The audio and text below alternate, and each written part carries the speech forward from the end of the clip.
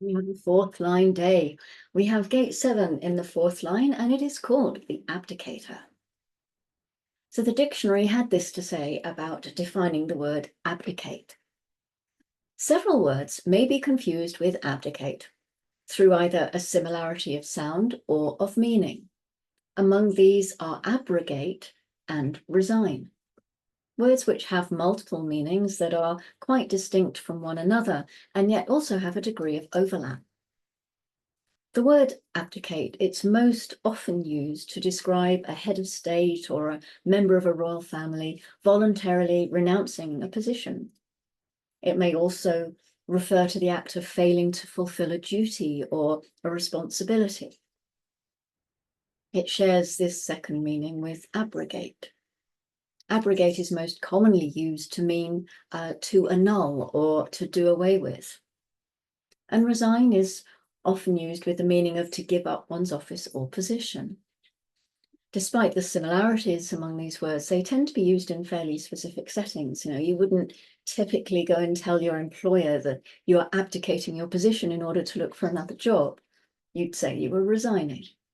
And when the king of a country renounces his claim on the throne to marry his one true love, he would be said to abdicate rather than resign his position. I had a look at Edward VIII's chart actually just to see whether he had this, and he doesn't. But he does have quite a few line 4s. So we know from genetic continuity that he would carry this feeling of, or this quality, or this theme of abdication through those line 4s. Gate 7. Line 4, the abdicator. So the fourth line is transpersonal, and here we have the gifted potential for leadership. This is collective, and by its very nature, collective is social. There is no one social channel within collective circuitry because they're all social. There is an inherent gift here to recognize the other side, to know what influence is. It's not simply about knowing your role, but it's knowing how your role through others, because the fourth line is always about others, to know how your role can become influential. Structurally, the fourth line is the line of externalization. It's fixed. It is the foundation of the upper trigram, and it is the expression of the lower trigram as a totality. The word abdicator, it is usually, or often, it's equated with giving up. Yeah, it's one of those things. And giving up is something that most people consider to be bad. And they can tell you all kinds of terrible things about you if you give up, if you abdicate. So it's important to understand the objective meaning of this. The fourth line is an abdicator, but the fourth line is also the line of opportunism. And not only is it the line of opportunism, but it's a line of great influence. That influential is a keynote for the fourth lines. And because it can be fixed, it can be very fixed in its role of being an influential leader or being an influence on the leader, that power behind the throne. Remember, influence being the gate at the other end of the channel. So the lifetime learning here is the willingness to accept the judgment of the people and or the rule of law. It's an introduction line. It's lifetime learning. This means it has to be learned over time. Clues in the title, huh? The 7-4 will always get its chance to lead. It's opportunistic, but it will learn from others whether or not its leadership is of value. Oh, and it's not the other who is always going to dictate whether it's of value or not, because this is a collective. Did I say it's not the other? I did mean it is the other. The other is the one who is going to say, yes, this leadership is valuable, value of value. We are going to hold on to this. Or they are the ones who are going to say, okay, time to go, time to abdicate, time to leave the building because you're no longer of value. The fourth line is one-tracked. It's someone who needs to externalize their role as a leader. They need to, it must come out of them. It's what they're here to do. They know that there is another side. They know that there's someone out there somewhere.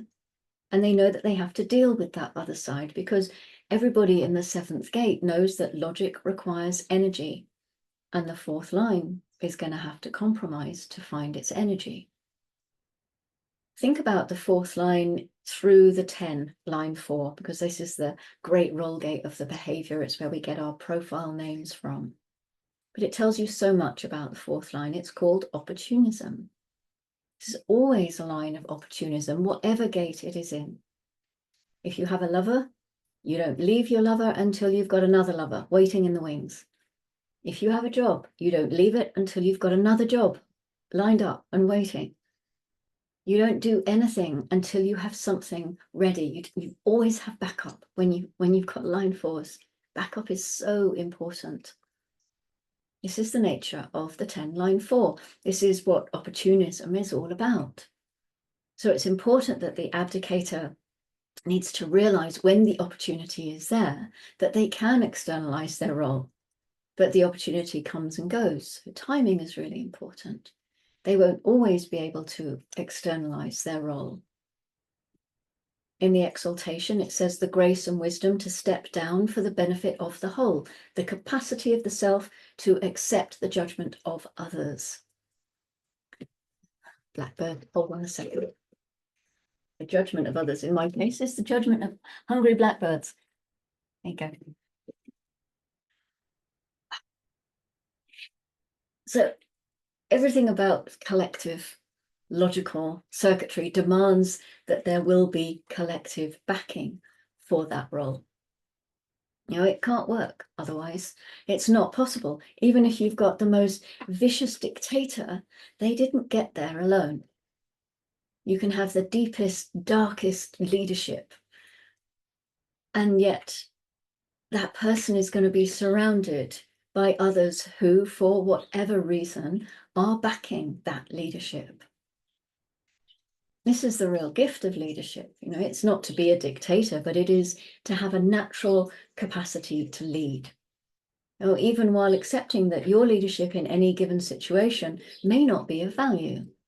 And you'll need the capacity to accept the collective judgment, you know, because it's not possible without them. The 731 as a channel, this channel of leadership, the channel of the alpha, it's not connected to a motor. It's a projected channel. Leadership is something that must be recognized by the collective. It really should be invited by the collective. Somebody with the 7-4, if they're recognized as a leader, doesn't mean they're actually going to be a successful leader, but it means that they will get their chance. They will get their opportunity, their day in the sun. It's hard for them to discover that although they can lead, they don't lead well. And of course, that spills into the nature of what happens with all fourth lines. You externalize something and it's your gift to be able to externalize it, but you may not be externalizing it to the right people at the right time. And so it may not work. And as such, you can suffer from that because you can't escape your need to externalize that thing over and over again. In the detriment, we have one who must be forced from power by overwhelming opposition, the refusal of the self to accept the judgment of others. You know, these are the people who have to be ripped from power. And they might be the best leader, but it doesn't mean that they are the correct leader. And the collective would rather be without a leader than have this one. There always has to be someone who wants them to lead. All roles in Gate 7 have to be voted for. They have to be backed somehow by the collective, by others. So on one side is the ability to accept that, well, you made me leader and I have done my work. You don't want me to be leader anymore, and I accept that. Okay, I will step down. Nothing wrong with that. No, it's correct in its way. But the moment we get into the detriment, then this is someone who is going to stay in power. You know, they are hooked into that power. It's the refusal of the self to accept the judgment of others. You want me to abdicate? I don't think so. You voted me in. I'm not leaving. I like it here. So imagine that you have the 7-4 in the detriment, and if you're living out of your design, then actually, as in, that sounded a bit confusing, didn't it? If you're living out your design, then it's natural for you to be in a situation where you will be forced from power.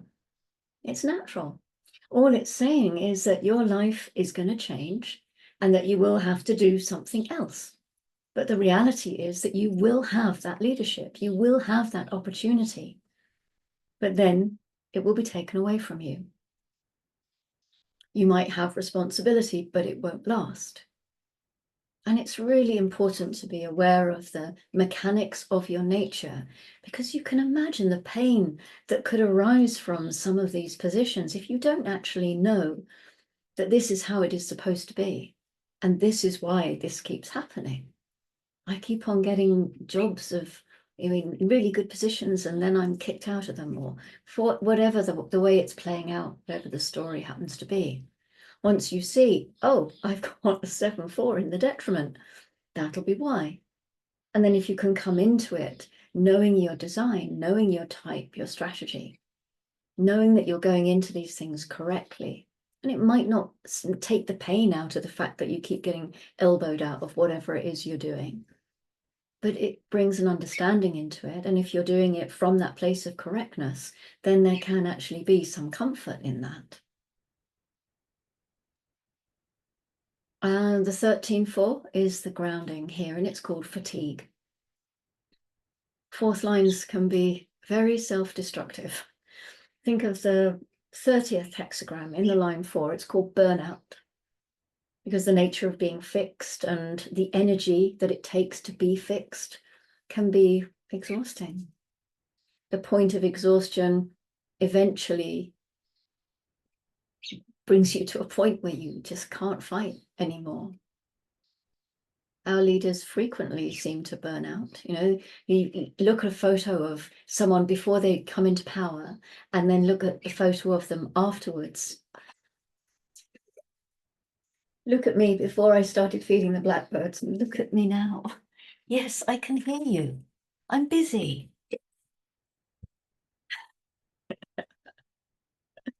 They don't care.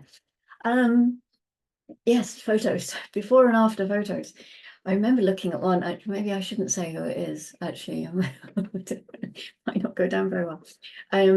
He was a British Prime Minister, and the photo before, he was quite young, quite vibrant, and by the end of his tenure, wow, he looked so different. Very grey, very, very drawn, almost another person in a way. Well, maybe he was. Maybe he'd been genetically altered. But anyway, the fatigue, you could see it. It was very deep within his system by that point. So maybe what the 13-4 is doing here in its grounding of the 7-4 is maybe it's a little warning somehow. It's letting that 7-4 know that it's okay to abdicate. It's okay, because burnout is not okay. It is not respectful to the vehicle. It doesn't honor the temple. Not unless you're burning out according to your design, of course, which in the case of our leaders is unlikely. The moon. The moon is still in the G center in gate 46. The temple actually moves into the splenic gates now for its lunar cycle, beginning as always with gate 18 at 1824. This is the gate of correction, working on what has been spoiled. Splenic gate 18 can easily be dissatisfied with imperfections. There can be a keen ability here to see what is wrong in the pattern, and also an ability to correct it, always remembering that it's not personal. This is a big thing. It's about patterns. It's not about people. And it's logical. So there might be something that, okay, I've corrected that, but I'm going to have to correct it again because I didn't quite get it right. So always keeping it within strategy and authority, of course. All of the splenic gates have a fear associated with them. All of the awareness gates have a fear. Here we've got the fear of authority. There can be a deep discomfort with authority. And it's one that starts usually very young with a sort of a authority issues around parents or older siblings, people who put themselves into power of you when you're a child. yeah, it gets very challenging sometimes, challenging that authority. Parents who've got 18 gate 18 kids can get into some real sort of head banging stuff. Can be quite painful for them. Again, until they know, but so there can be this deep discomfort with authority. There can be a strong drive to challenge it, especially if that is perceived to be, if someone says, this is not fair. This is a big thing that comes up with this gating. It's not fair. I've got to do something about it. It's a good one for our leaders to be aware of. And then it moves into gate 48 at 0551. And this is the well. This is the gate of depth. The fear here is that people will find out you actually haven't got enough depth. You've got nothing in your well that is worth sharing. This is part of the stream of taste. So this is like, it's not to my taste, I'm not going to do it. This is the kind of flavor of stuff that comes through from the 58 all the way up to the 16 in this stream that follows its way from the throat. The root. I quite like fruit. The root to the throat. It's a problem-solving gate because it's looking at everything that's in there and it finds practical ways to deal with solutions. This gate of depth. Yeah, I think that's everything for today. That's our fourth gate in line. No, that's our fourth line in gate 7. It must be time for my rest. My afternoon rest. I think I need a recuperation in the country. Yeah, line 5 tomorrow. So we will come back together then. I will see you then. And until then, as always, find yourself a blackbird and go jet.